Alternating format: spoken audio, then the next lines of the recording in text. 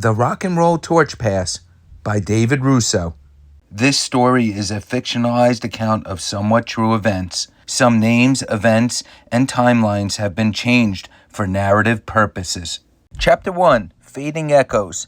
The lights dimmed in the main stadium and the crowd's roar surged like a tidal wave crashing against the walls of time.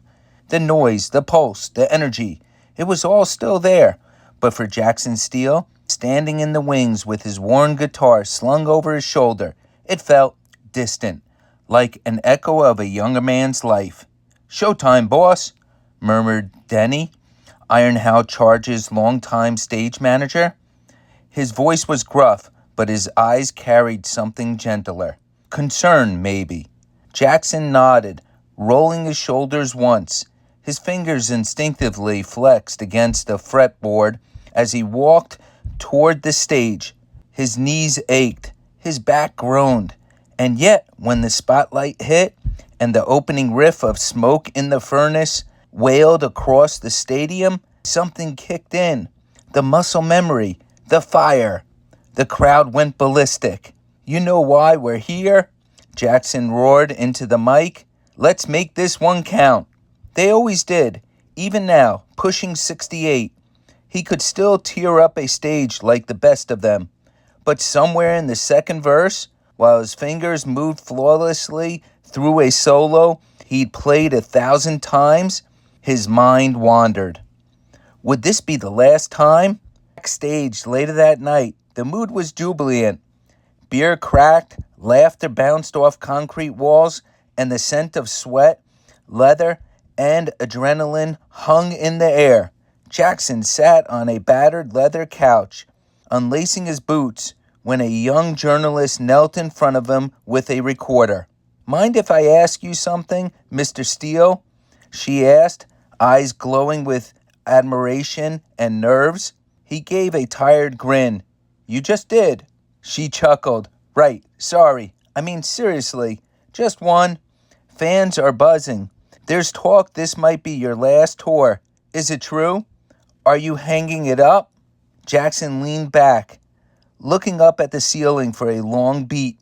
Somewhere in the rafters, a single stage light flickered. "I've played in over 70 countries," he said slowly. "Written 12 albums, survived plane crashes, backstage riots, 4 divorces, and a very enthusiastic tattooist in Osaka." That got a few laughs from the crew nearby. He looked back at her. "The road's been my life, but lately, it's starting to feel like the road's leading somewhere. An end, maybe. Or a new start. I don't know yet." "So that's a maybe?" He smirked. "It's a definitely maybe." Later, alone in his dressing room, Jackson stared at himself in the mirror. The makeup had been wiped off. The sweat had dried. What stared back wasn't the leather-jacketed god of the stage, but a man with silver in his beard, eyes that had seen too many nights, and calloused hands that still remembered every song. His phone buzzed on the counter. A message from his manager. Almost full at the arena. That open-air spot in the rocks, looking solid. Final shows. He sighed and tossed the phone aside. He opened the drawer beneath the counter and pulled out a small velvet pouch. Inside was a weathered guitar pick. Black, faded, gold initials carved into one side. J.S. He'd used it on his first world tour in 78. The band used to joke it was magic. Somehow, it had survived all these years. He held it between thumb and forefinger, the edge worn smooth from decades of shredding. "Still got one more in you," he whispered to himself. A knock came at the door. "Yo, Steele," came Denny's voice. "Press is done. Jet leaves in 2 hours." Jackson slid the pick back into the pouch. "Right behind you," he called. He glanced at the mirror one last time. The man staring back didn't smile, but he nodded. The show would go on, for now. Chapter 2, The New Blood. The walls in a cramped club in downtown Nashville shook with energy. The place was a dive, paint peeling from the ceiling, lights dim and flickering, sticky floors, but none of that mattered. When Velvet Rain Jam played, the whole damn room turned electric. Kade Ryder stood center stage, a cherry red guitar slung across his lean frame, black curls falling into his eyes as he howled into the mic. We don't run from the fire, baby. We dance in the flame. Burned before, burned again. Still screaming your name. The crowd packed elbow to elbow, was hanging on every word. By the time they tore through their closer, a blistering, soul-wrung cover of Run to the Ashes by Iron How Charge, the place had erupted. Cade's voice cracked in just the right places, trembling with emotion. He didn't imitate Jackson Steele, he reimagined him. Stripped down, raw, like the song had bled out from his own veins. When the last note rang out, the silence that followed was thick. Then the roar came. Afterward, backstage in the tight green room that smelled like sweat and cheap incense, Kade flopped down onto an overturned amp and exhaled hard. That felt insane, said Micah. Velvet Rain Jam's bassist, wide-eyed and grinning. Dude, that Ashes cover, you tore the roof off. Think Jackson Steele would sue us or thank us, joked Jules, the drummer, wiping his brow with a towel. Kade smirked. Man probably doesn't even know we exist.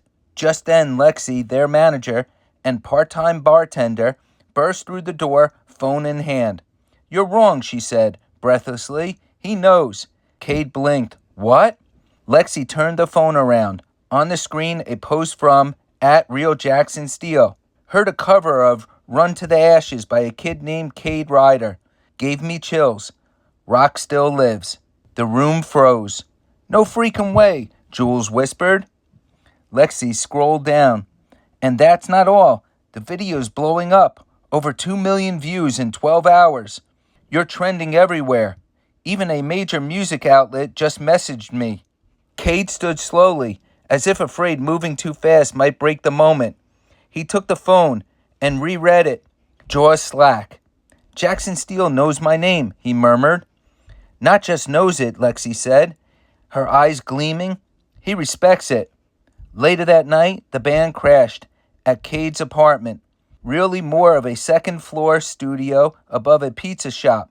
The floor was littered with cables, guitar cases, and old gig flyers. Kade sat on the edge of his bed, guitar in his lap, still stunned. Micah tossed him a beer. You good? Yeah, just. Kade looked up.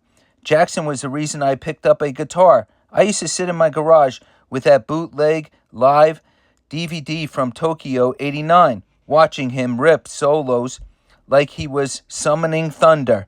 Now he's watching me. Micah leaned back against the wall. Maybe he sees himself in you. Kade ran a hand through his hair. I don't know, man. He's a god. I'm just a kid with a cheap pedal board and duct-taped boots. Lexi stepped into the room holding her phone again. Her face was pale. You're gonna want to sit down, she said. I'm already sitting, Kade replied. Then hold on to something, because you just got invited to open for Iron How Charge. Everyone froze. What? Kade blinked. That's a joke, right? Lexi handed him the phone. From Jackson Steele, via management. Kade's got the spark. If he's serious, tell him to pack his gear. We want Velvet Rain Jam on the final leg of the farewell tour. 4 cities. Starts in 2 weeks. Jules dropped her soda.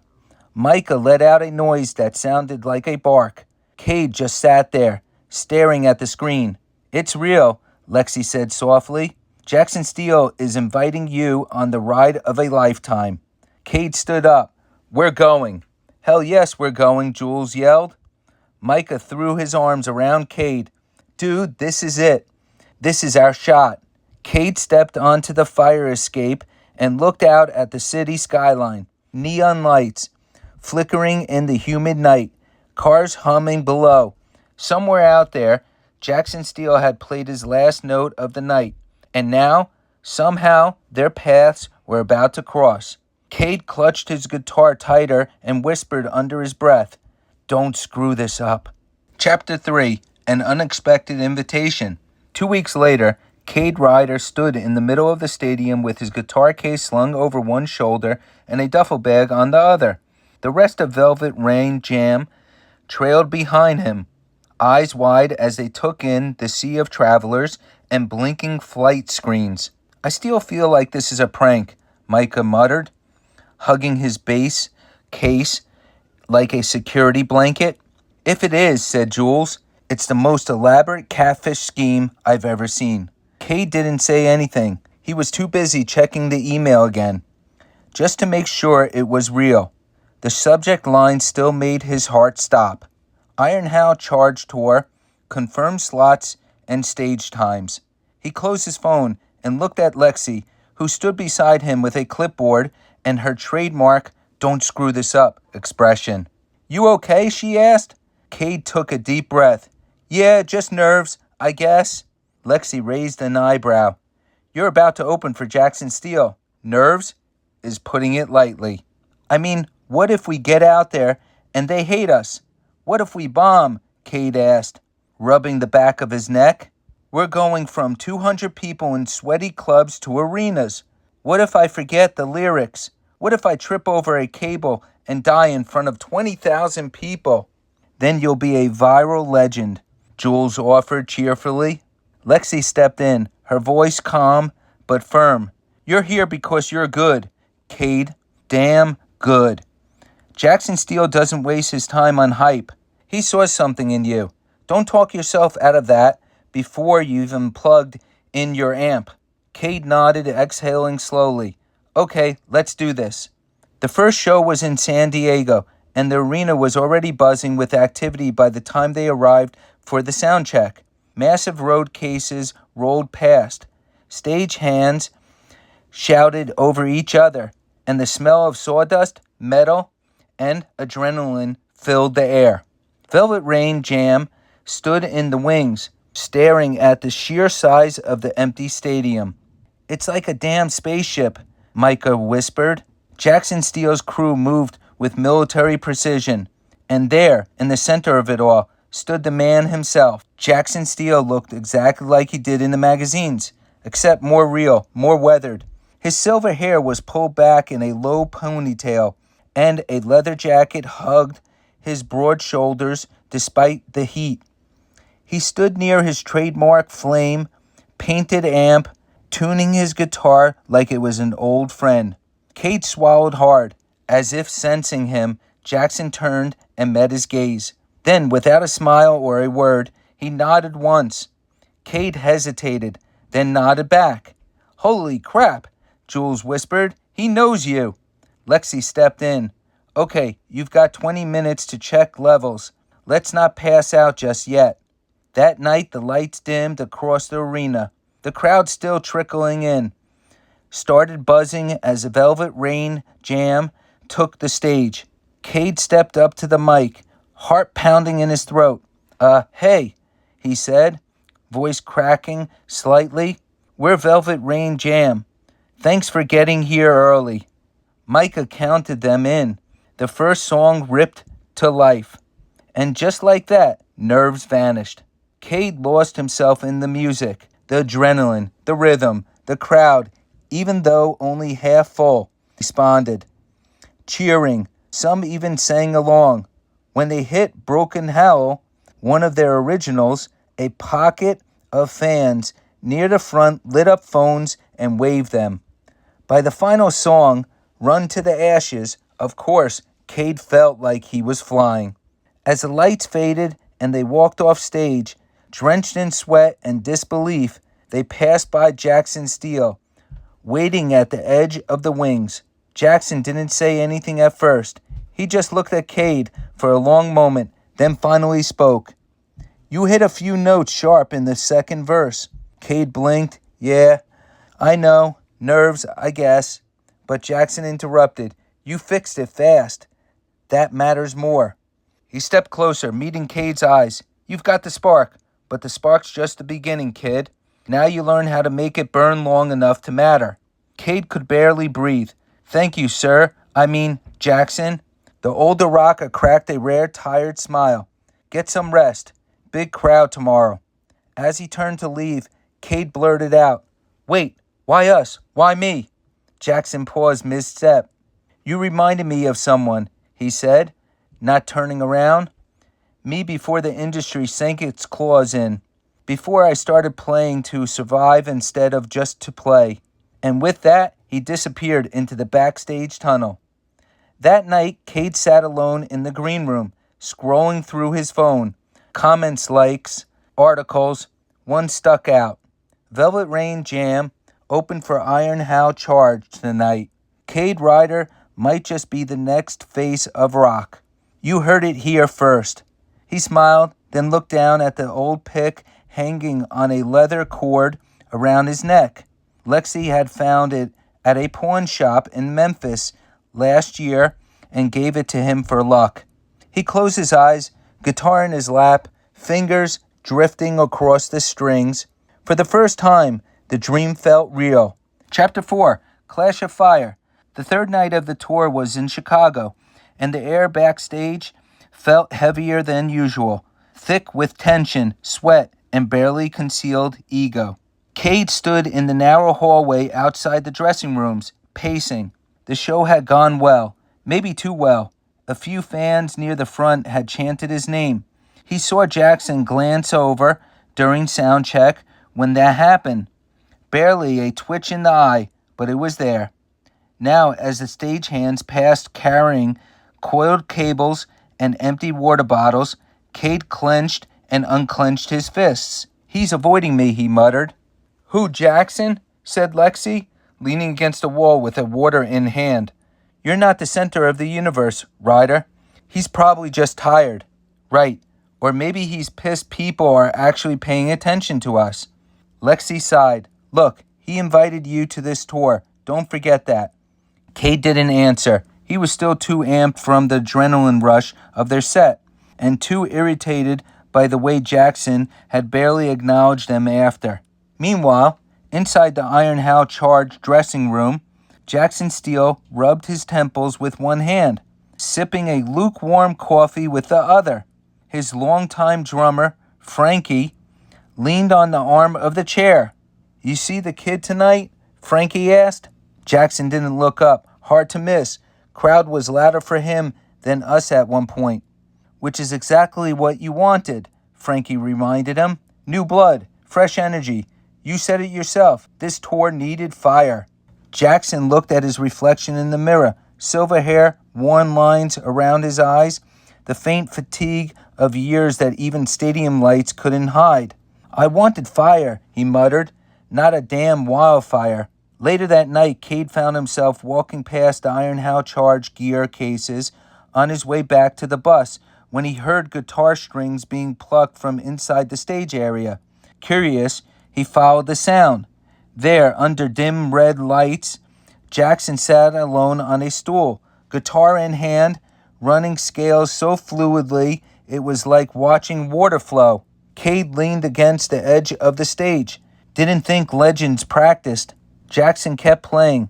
Didn't think kids thought before speaking. Touche. Silence for a beat, except the soft notes filling the empty arena. "You were good tonight," Jackson said finally, not looking at him. Kade blinked. "Thanks, you too." "Crowd liked you, maybe too much." There it was. "You jealous?" Kade said, smiling. Jackson stopped playing, slowly looked up. "No, I'm cautious." "Cautious?" "I've seen hotshots come and go, kid. Burn bright, burn fast. You've got talent, no doubt. But rock and roll doesn't care about talent. It cares about guts, staying power." Kade stepped closer, heat in his voice. "You think I'm a fad?" Jackson stood now, setting his guitar aside. "I think you haven't been punched by this business enough to know how hard it hits." Kade crossed his arms. "And I think you've been in it so long you forgot why you started playing." That hung in the air like smoke. "You done?" Jackson said, voice low. Kade shrugged. "Guess I am." He turned to leave. "Wait," Jackson said. "Why run to the ashes? Why that song?" Kade turned back. "Because it was the first time I heard someone scream like their heart was on fire. Because it sounded like pain and purpose and everything. It made me want to matter." Jackson studied him for a long moment, then quietly, "It mattered to me, too." They stood there in silence, a gulf of generations between them. Then Kade walked out. Back on the tour bus, Kade dropped onto the small couch near the window and pulled out his lyric journal. The pages were messy, scrawled lines, crossed out thoughts, verses that bled into one another. Micah peeked around the curtain. "Everything okay?" Kade shrugged. "Just had words with Jackson." "Oh. Yeah, he thinks I'm green. I think he's bitter. Maybe we're both right." Micah sat across from him. "You gonna let him throw you off?" Kade didn't answer. He just flipped to a fresh page and started writing. It's hard to carry torches when the flames still burn your hands. Meanwhile, in his hotel suite, Jackson stared out at the city skyline, lights glowing like dying stars. He strummed his acoustic in silence, not playing anything in particular, just feeling. On the coffee table sat an old photo of Iron Hal Charge, long hair, wild eyes, fists in the air. Beside it, a recent photo of Velvet Rain Jam on stage, Kade mid-scream. He shook his head and smiled faintly. Damn, kid's got something. He picked up his guitar again and started to play.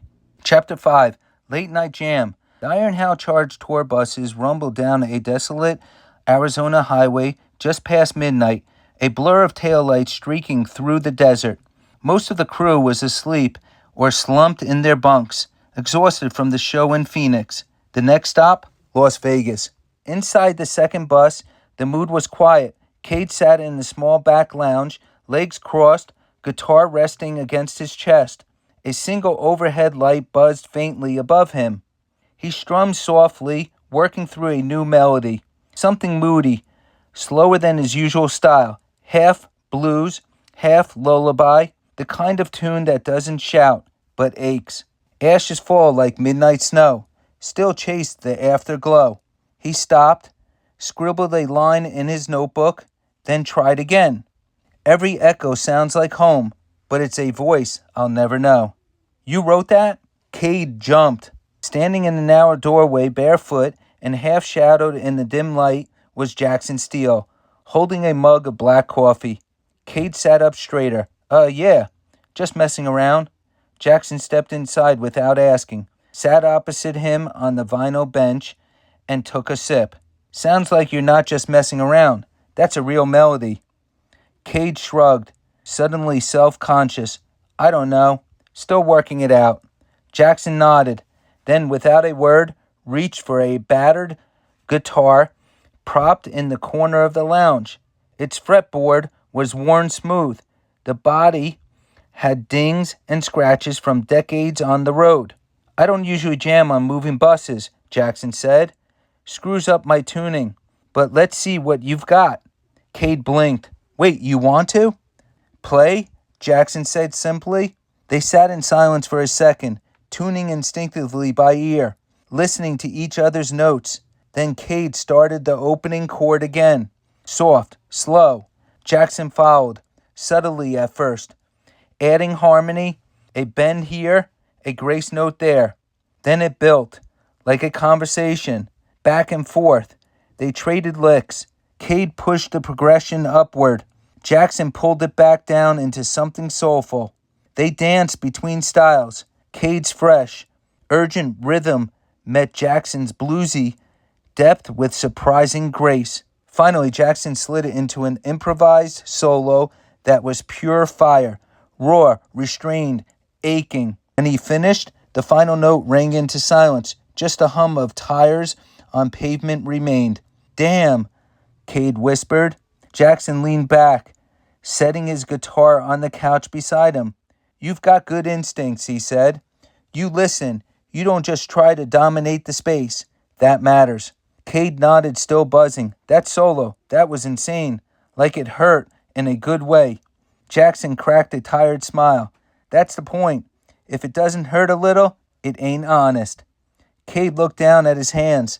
"I've watched that 1989 Tokyo solo at least 200 times. You had this look, like you weren't even in your body anymore, like you were just flying." "I was," Jackson said softly, That night I had a fever and a busted amp. The crew thought we'd cancel the set, but once I stepped out there, he trailed off. You don't forget the shows that nearly broke you. Kade nodded slowly. I want that. I want to live it. Really feel it. Jackson gave him a long look. Not judgmental. Not competitive. Just measuring. You might, he said, if you don't let fame chew you up first. Kade raised an eyebrow. Is that what happened to you? Jackson took another sip of coffee before answering. Not all of me got out clean, but enough. Silence settled between them again, this time warm, familiar. Kade hesitated, then asked, You ever miss being 23? Jackson smirked. Only on days when my knees hurt and the whiskey tastes like regret. Kade laughed. Jackson leaned forward. You've got the chops, Ryder, but don't rush to be something. Let the music tell you what you are. Kade nodded slowly. Yeah, I can do that. They sat for another few minutes, just tuning their guitars idly, drifting into another loose jam. No pressure, no stage lights, just two musicians with a shared language. By the time the bus rolled into a roadside rest stop outside Vegas, the two had played through 4 songs, some half-written, some born right there in that moment. Kade stood and stretched. Thanks. That was one of the best nights of my life. Jackson grabbed his guitar case and headed to the front of the bus. Don't thank me yet, kid. Sound checks in 9 hours. Kade smiled after him. Hey, Jackson called back over his shoulder. Write down that last chorus. It was good. I will. Kade looked at his notebook, flipping back to the new lyrics. For the first time in days, the pages didn't feel like pressure. They felt like promise. Chapter 6, The Apprentice. The Velvet Rain Jam dressing room inside the arena in Las Vegas was unusually quiet. The set had gone off without a hitch, and the crowd had roared louder than ever. But Kade wasn't celebrating. Not yet. He sat cross-legged on the floor, scrolling through his phone. Reviews, reactions. One headline caught his eye. Velvet Rain's Jam. Kade Ryder steals the spotlight again. He groaned. Lexi, sipping from a cold bottle of water, caught the look. What? Nothing. Just people keep saying I'm stealing something. Like this isn't his tour. Lexi raised a brow. You want them to say you're forgettable instead? Kade exhaled. No, I just don't want to be that guy. I came here to learn, not to compete. Just then, there was a knock on the door. Kade opened it to find Jackson Steele standing there, arms crossed, guitar case in hand. You got a minute? Jackson asked. Kade blinked. Yeah, of course. Jackson nodded. Bring your guitar. They walked together through the quiet back corridors of the arena, eventually ending up in a loading bay where roadies were still breaking down the stage. Jackson led him to a small corner where a few amps had been left untouched. Figured we get some privacy, Jackson said. He opened his case and took out his classic flame red guitar. You remember Blood and Embers? Kade lit up. That's track 3 off Ash, Thunder, Lightning. One of your heaviest songs. Of course. Jackson smirked. It's also a mess in its current form. We haven't played it live in over a decade. Too long, too dense. But I was thinking, he paused, we could bring it back with a twist. Kade blinked. Wait, are you saying? I want you to rework it. Kade nearly dropped his guitar. What, me? You're trusting me with that? You said you didn't want to steal anything, Jackson said, setting up his amp. Fine, I'm giving it to you. Put your fingerprints on it. Kade hesitated, then plugged in and nodded. Okay, let's see what we can make it. The two worked side by side for the next hour. Jackson stripped the song down to its skeleton, verse, chorus, bridge, while Kade suggested shifts in rhythm and modernized the tone. Try dropping the second chorus into halftime, Kade said, fingers dancing over the fretboard. Jackson raised an eyebrow. Halftime on a riff like that? Just trust me. Kade hit the progression, slower, grittier, moodier. Jackson joined in, and suddenly the old song had teeth again. But this time, they bit differently, leaner, smarter. The melody shimmered with a youthful urgency. After the final chord rang out, both of them sat in silence. "Well?" Kate asked, heart pounding. Jackson gave a slow nod. "That's the best the song sounded since '93. Cade grinned like a kid on Christmas morning. "I want to debut it at the big arena downtown," Jackson added. Cade froze. "Wait, you're serious?" Jackson leaned against a speaker and crossed his arms. "You've got the skill. Let's see if you've got the guts." Back on the tour bus that night, Cade lay in his bunk, staring at the ceiling. "A sold-out arena?" he whispered. "Rewriting Blood and Embers? What the hell is in my life right now?" Micah peeked in. "You rehearsing your Grammy speech already?" Cade laughed. "No, just trying not to freak out." Micah stepped in and handed him a pick. "Then don't. Just do what you've always done. Play like your life depends on it." Cade rolled the pick between his fingers. It was the same one Jackson had given him earlier. Plain black, worn at the edges, the kind of thing most fans would kill for. "He trusts me," Cade said, almost in disbelief. Micah nodded. "Yeah, and the question is, do you trust you?" Cade didn't answer. He just picked up his guitar and started playing the new version of Blood and Embers under his breath. Soft, steady, like lighting a fuse. Meanwhile, in his hotel suite, Jackson stared at an old photograph from 1985, the original Iron How Charge lineup backstage at the arena. Young, loud, unstoppable. He took a sip of scotch and looked out at the Vegas lights. "This kid," he murmured. "He's got the spark. Now let's see if he can set the damn sky on fire." Chapter 7. Arena Mayhem. The hum of the arena before a show wasn't noise. It was thunder waiting to strike. From the dressing rooms below to the nosebleed rows above, everything buzzed with anticipation. Kade Ryder stood alone in the darkened wings of the stage, peeking out through a gap in the curtain. The crowd stretched endlessly, a living ocean of anticipation and neon phone lights. Lexi appeared beside him, holding a set list and looking unusually calm. "You breathing yet?" she asked. "I'm trying," Cade said, his voice tight. "This doesn't feel real." "It's real, all right. You're about to open for Iron How Charge at the main stage. If your hands aren't shaking, you're probably dead." Cade looked down at his fingers, flexed them. "They're shaking." "Good," she said. "Means you're alive." When the lights dropped, a roar surged through the arena like a tidal wave. Velvet Rain Jam ran on stage. Cade grabbed the mic, heart hammering, and shouted, "New York!" The crowd answered back like a cannon blast. They tore through the first few songs like wildfire. Sinner's Howl, Golden the Destruction, and Broken Hollow. The band played tighter than ever.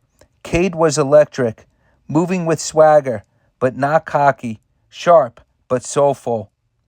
By the final number, the new version of Blood and Embers, the crowd had locked in. Cade stepped up to the mic, breathless. "This one's special," he said. "You might know the original, but we rebuilt it, with some help from a legend." The lights shifted red. A slow, moody intro filled the air. Sludgy guitars, deep rhythm. Then, just before the chorus hit, Jackson Steele walked out. The place exploded.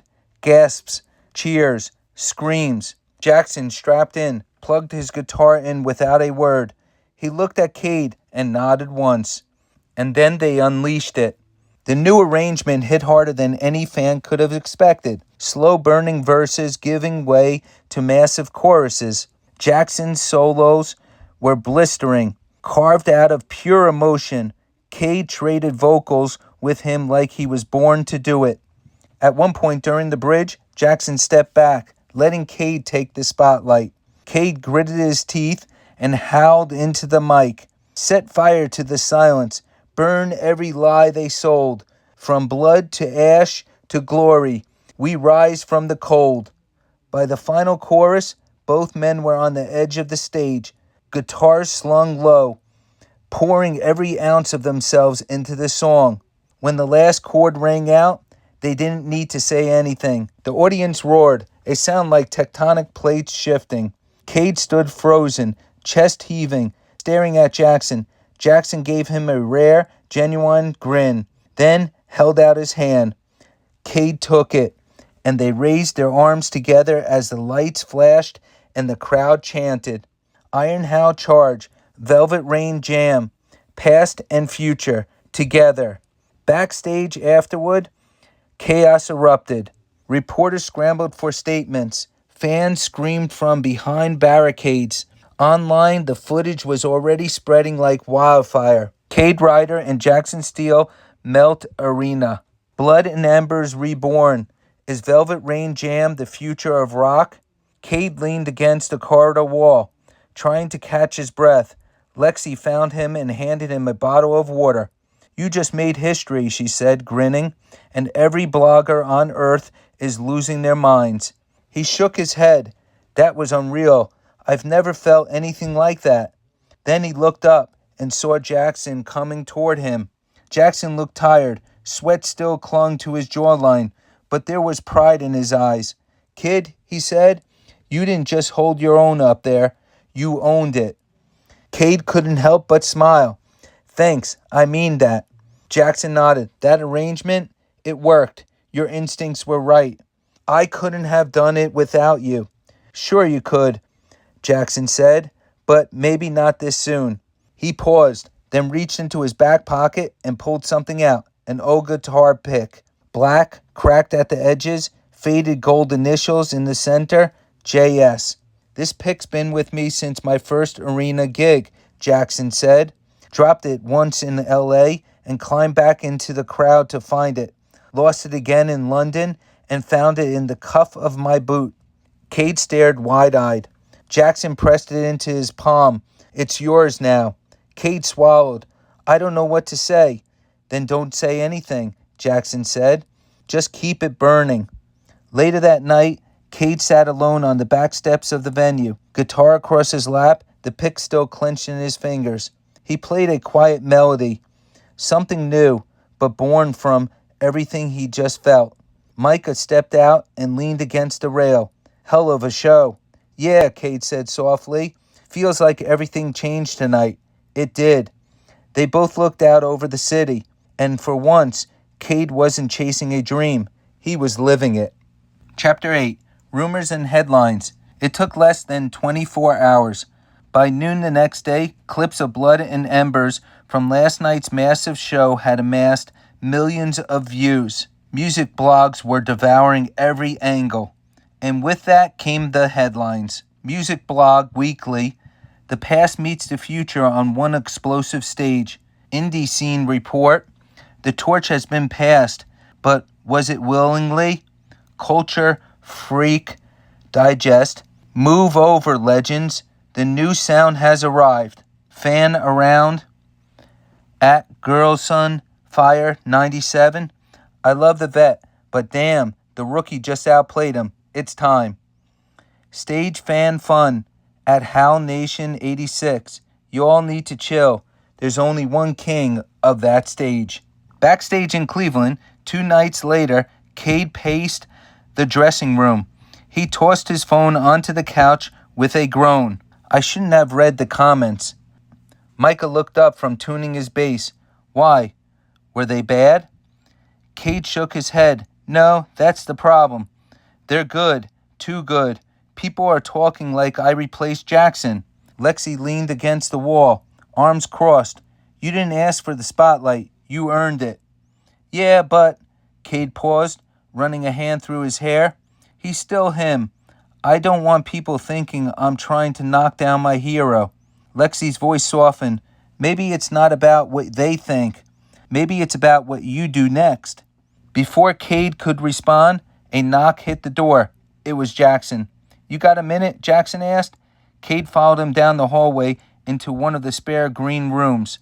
It was quiet. Just then, the door shut behind them with a soft click. Jackson sat in a folding chair and motioned to the other. Kade sat, hands in his lap. He couldn't read Jackson's expression. Serious, but not angry. I saw the headlines, Jackson said, flatly. Kade nodded. I didn't write them. I didn't even ask for all this. I just played the song. Jackson leaned back, fingers steepled. Let me ask you something, Kade. Do you want the torch? Kade blinked. I don't know. I want to play. I want to make something that lasts. That's it. Jackson stared at him for a moment, then gave a small nod. Good answer. Kade let out a breath he hadn't realized he was holding. You didn't steal anything, Jackson continued. You showed up. You played your heart out. The rest? That's the world trying to turn everything into a damn competition. So, you're not mad? Jackson gave a short laugh. Mad? Hell no. Jealous? Maybe. Do you know how rare it is to see someone young come up who isn't fake, isn't chasing trends, who actually gets it? Kade looked down. Some people think I'm trying to be you. You better not, Jackson said, pointing. We've already got one of me. We don't need another. We need you, whatever that means. Find that voice and don't let anyone drown it out. There was a long pause. Jackson stood. You've got the crowd, he said. Now figure out what you want to say. He turned to go, but paused at the door.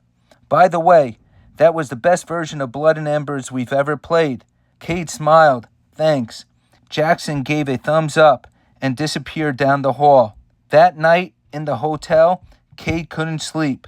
He scrolled through his phone again, this time not the headlines, but a fan-recorded video from the performance. He watched himself on stage, the way he moved, the way Jackson stood beside him, not as a mentor, not as a legend, but as an equal. He closed the app and picked up his guitar sitting on the edge of the hotel bed. Then he began to write something new. They say the crown is heavy, but it don't belong to me. I'm just here to light a fire for the ones who came before me. The lyrics flowed like water, raw, honest. The chorus hit. This ain't a throne. It's a stage and a story. I'm not the king. I'm the echo of glory. Elsewhere, Jackson sat on the hotel balcony with a cigar and a quiet sky. He turned down 2 interviews and ignored 3 missed calls from industry execs buzzing about a co-headlining future. He exhaled smoke into the wind and laughed to himself. Let the kid run, he murmured. Let him burn. Chapter 9. The final show. The sky above the open-air amphitheater was painted gold and indigo, the jagged cliffs glowing under the dying light like ancient monuments. Jackson Steele stood alone at the lip of the natural amphitheater, his guitar slung over his back, eyes closed, just breathing. The air tasted different here, dry and sharp, filled with memories. He opened his eyes to see roadies buzzing below, lights being tested, cables run, speakers adjusted. The final show of the tour, of Iron How Charge, of his career. He exhaled. Let's finish it, right? Backstage, Kade Ryder was pacing. He'd done hundreds of gigs with Velvet Rain Jam, survived a whirlwind tour, and played side by side with his idol on the biggest stage in the country. But tonight was different. This wasn't just a show. It was a goodbye. He turned to Lexi, who was warming up her hands. Have you seen him? He asked. She shook her head. He's been keeping to himself most of the day. Micah walked in holding a program sheet. They're adding Reckless Day Eden to the encore. Kade blinked. That hasn't been played since 2004. Micah smirked. Jackson said if he's going out, he's taking the whole mountain with him. By the time Velvet Rain Jam hit the stage for their opening set, the crowd was already on their feet, phones up, voices high. Kade gave them fire, his voice cracking through the canyon walls, guitar riffs echoing like thunder. He closed their set with Torch Pass, the brand new song he'd written 2 nights earlier, dedicated to every legend who lit the path. He didn't say Jackson's name. He didn't have to. Then came Iron How Charge. The lights dimmed. The walls of the arena turned crimson. and the band took the stage to a roar that shook the ground. Jackson was wearing his original black leather jacket, patched and faded, the one from the cover of Ash and Thunder and Lightning. He didn't look like a tired man. He looked immortal. They opened with Razor Red Heart, thundered into Cathedral of Noise, and powered through a set list that spanned 4 decades. Every solo was a sermon. Every scream had gravel and glory. Kade watched from the wings, mouth dry, heart pounding. The man wasn't just performing, he was leaving something behind. Then the lights dropped again, a hush fell. Jackson stepped to the mic. "This has been the only life I've ever known," he said, his voice steady but soft, "and I've loved every messy, painful, beautiful second of it." A pause. "I played for kings and bikers. I bled on stages and broke strings mid-solo, but nothing meant more than tonight." He turned. "Kade Ryder, get out here." Kade stepped into the light. A second of disbelief passed before the crowd erupted. Jackson handed him a guitar, not just any guitar. It was the red one. Kade stared at it like it might vanish in his hands. Jackson leaned in, speaking into the mic. "We've all got a flame, but the smart ones know when to hand over the match." He reached into his pocket. Out came the original Iron How charged guitar pick, black and gold, worn almost smooth by time and sweat. He held it up. This is the one I played our first show with. My lucky charm. It's seen every tour, every mistake, every miracle." The crowd fell completely silent. Jackson turned to Kade, looked him in the eyes, then pressed the pick into his hand. "Keep it burning." The final song of the night was a duet, "Run to the Ashes," old and new, fire and echo. Jackson's voice was raw and weathered, every lyric laced with memory. Kade's voice soared, clean, strong, still discovering itself. When they hit the last note, Jackson stepped back and let Kade finish the final scream. It echoed through the canyons like a siren to the gods. Then Jackson knelt, set his guitar on the stage, and simply raised his fist to the crowd. The legend stepped off stage. The future remained. Back in the dressing room, Jackson wiped sweat from his brow and cracked open a bottle of whiskey, the same one he'd saved from the first Iron How Charge tour. Kade entered, still stunned. "You sure?" he asked. Jackson nodded. "I've never been more sure of anything." Kade held up the pick. "I'm not gonna be you." Jackson smiled. "Good. Be better." They clinked glasses and sat in silence for a long moment. Outside, the crowd still roared. Chapter 10. A New Roar. The ocean stretched endlessly before Jackson Steele as he stood barefoot on the weathered dock outside his small coastal home. The salty breeze tugged at his silver hair, carrying the distant calls of seabirds and soft crash of waves. No crowds, no screaming fans, no blaring amps, just peace.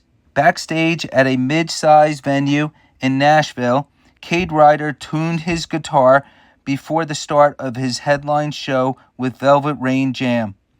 Lexi approached, a mix of excitement and nerves on her face. "Big night," she said softly. Kade smiled, eyes scanning the bustling crew. "Yeah, it's weird, though. It doesn't feel like it's all about me anymore." Lexi raised an eyebrow. "What do you mean?" He shrugged. "I think it's about all of us, the ones who came before and the ones coming up behind." Lexi nodded. "You're carrying that torch, man, and you're doing it right." Weeks after the final Iron How Charge show, rumors swirled about Jackson's retreat from the spotlight. An exclusive interview with a major music magazine surfaced. Jackson leaned back in a leather chair, cigarette in hand. "I'm not disappearing," he said. "I'm just letting the music speak without me shouting over it." He smiled quietly. "Kade's got a fire, the kind I never want to put out." That night, Kade stepped onto the stage in Nashville. The crowd's cheers filled the room like a wave. He raised his guitar. the same red guitar that had been passed to him. He strummed the first chords of a new song, one he'd written in Jackson's honor. From the ashes, a flame still glows. Every roar, a story told. I walk the path that you once blazed. In your shadow, I'm amazed. His voice carried across the packed house, strong and clear. Lexi smiled from the side stage. After the show, Kade sat with his bandmates, the buzz of success settling around them. Micah raised a glass to the legends who paved the way. Lexi clinked her glass. And to the future, whatever it brings. Kade looked down at the guitar pick in his hand, then looked up, eyes shining. To keeping the flame alive, he said. Meanwhile, in his quiet coastal town, Jackson walked the shoreline at sunset. He pulled the guitar pick from his pocket, now empty, and smiled. The torch had been passed, and the music would never die. Months later, a tribute concert was held at a famous venue. Kade took the stage. This next song is for Jackson Steele, he said, voice steady. He played Torch Pass, pouring every ounce of respect and gratitude into the lyrics and melody. The crowd sang along, voices rising in a chorus that felt like a promise that rock and roll was still alive, still roaring, still burning bright. And somewhere far away beneath the wide open sky, a legend listened quietly, content, because the future was in good hands.